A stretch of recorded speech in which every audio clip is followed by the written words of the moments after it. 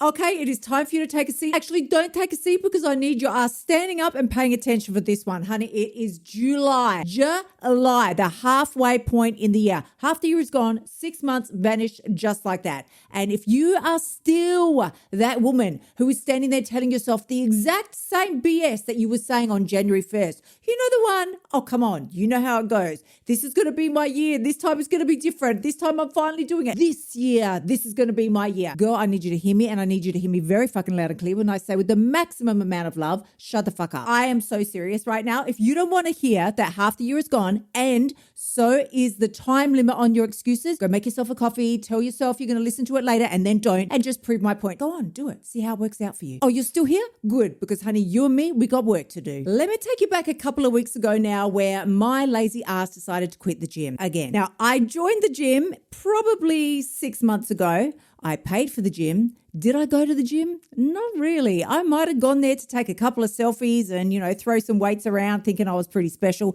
But your girl wasn't committed to going to the gym. In fact, it's pretty fucking tragic. But not only was I not committed to doing the gym, I let my exercise slip altogether. The weather is cold. It wasn't very nice. My hips hurt. I mean, just all the fun stuff that comes with getting older and entering your 50s. And I thought, you know what? I'm going to find a different form of exercise. But did your girl do it?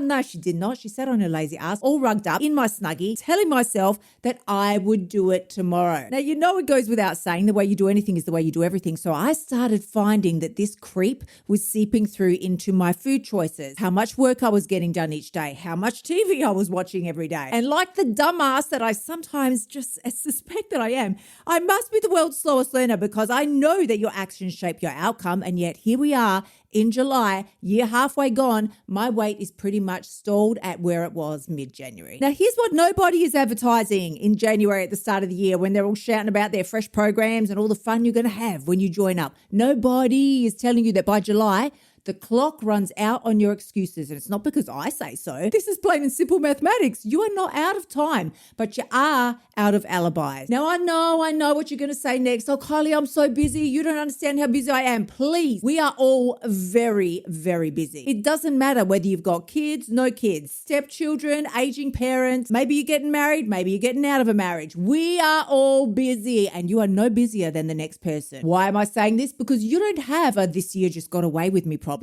You have a decision problem. You decided in January and you have been with stealth, undeciding every single day since, one tiny micro decision at a time. You know what it looks like. I'm going to start tomorrow, but you don't. I'm going to get up early in the morning, but you don't. I'm going to join the gym. I'm going to go. I'm going to start that program. This time is for sure going to be different, but you don't, and it's not. So here we are. Time to face the facts. So here's what we are going to be doing today. I am calling a halftime audit on your year. 3 simple questions, not 10, not 85. You don't need a fucking workbook. Don't worry. I do know, as I said, that we are busy. So I'm giving you 3, a basic number 3, so that you can take these, do a very quick audit on your mid-year calendar and find out how you can pivot, create a structure that will support the system you want to get results by the end of the year, because we are going to adapt wherever you're at right now. We're not going to abandon our goals. We're going to adapt where we are right now so that we can still execute and achieve them, but it's going to take some shuffling. So sis, the one thing I've learned of late is that life is always tracking your habits. There is no such thing as neutral decisions. So the first thing you need to consider is, what did your January version of self actually commit to? Not the vague version of, I said I would lose weight this year. Nobody gives a shit. You probably lost a couple of grams. There you go. Congratulations. You've lost some weight. No, I want the actual specific out loud commitment that you said you were going to do this year. For me, it was a complete life overhaul. Your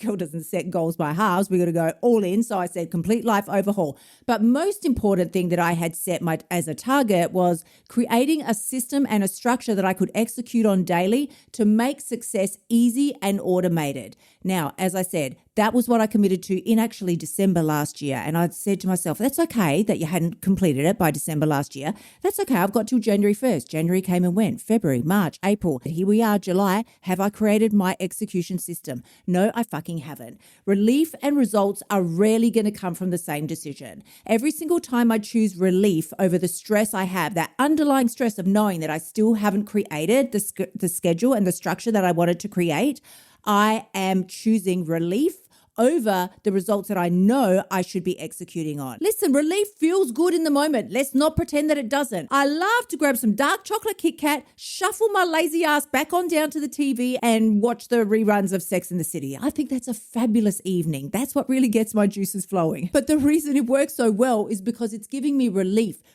from the pressure of knowing that I haven't yet executed on the goals that I set for myself. Again, relief and results are rarely going to come from the same decision. So at some point, you just have to pull your finger out and get moving. The second question you're going to be asking today is what has actually, in fact, this July version of you been doing instead for the last 6 months? Because you've been very busy. You just told me, Kylie, you don't understand. I'm so busy, girl. I'm just so busy. It's great. I'm sending you the clapping hand emojis, but what you been so busy doing? What has kept your time so constricted that you have had to put your health, your happiness, your goals on hold for the last 6 months? I mean, it must have been pretty fucking good for you to squash everything that you wanted so badly earlier this year to smithereens. I want you to start thinking deductively.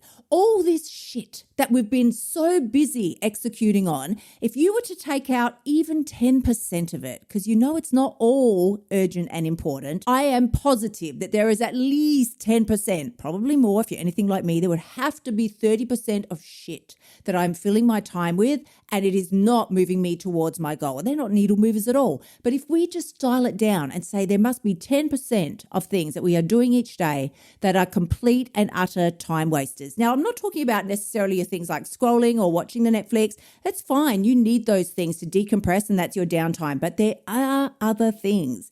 There is other things that you're doing that are filling up your time, and they are completely non-productive. And if they exited your schedule, you wouldn't even notice. The only reason they're there is because you have extra free time to fill, and you don't want to fill it doing the things that you said you were going to do, aka making the healthier food choices, doing the meal prep, joining the gym, going for a walk, walking the dog, starting the yoga classes, doing the Pilates, getting the Bombshell planner and journal, and working on your mindset so that you don't emotionally eat every single night till you feel sick in the stomach. 10 fucking percent, girl. That is all it takes to make a big change. Okay, number 3, and this is the only one that matters moving forward from today, is what is the one decision you're going to make this week to prove that January you wasn't completely full of shit. You know what I say, you're either going to pay the price of evolving or you're going to pay the price of staying the same. And it is starting to get heavy. That price of staying the same, it's costly. Do you think it's the same price that it was in January that it will be in December? No.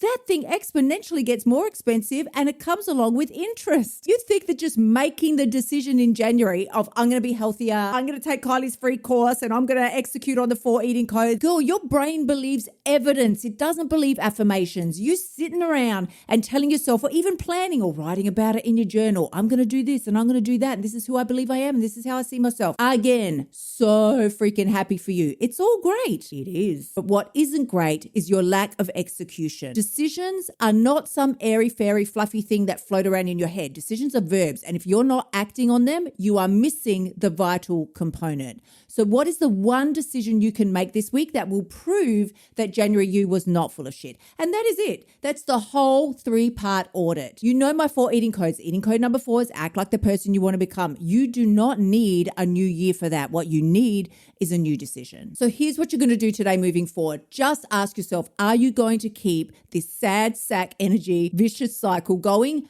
Are you going to go into December this year clinking champagnes with your mates like you did every other year and telling yourself, oh, next year is definitely going to be my year? Are you seriously prepared to turn 43, 53, 63 doing this exact same freaking routine, the exact same mid-year gut check, except you're not listening to a podcast about it anymore. Now you're just living it. Is that the actual fucking plan? Because if that's not the plan, then something has to change today. Not January 1st, not December this year. Today. This is literally what we do every single day inside of the blueprint. It's not about happy hippie vibes. It's not vague pep talks. It's an actual audit and an actual plan that you can follow through on. So if you haven't grabbed the free course yet, head on over to kyliepax.com/free course. And of course, if you're ready for more than that, then the blueprint is where the halftime audit gets built into your actual week every week with me in your corner. The link is in the show notes. So here's what I want you to sit with today and really for the next 6 months. On New Year's Eve, when you are out there ready to dance off into Boogie Wonderland with your own delusional stories again, do you want to be saying the same BS lies to yourself, or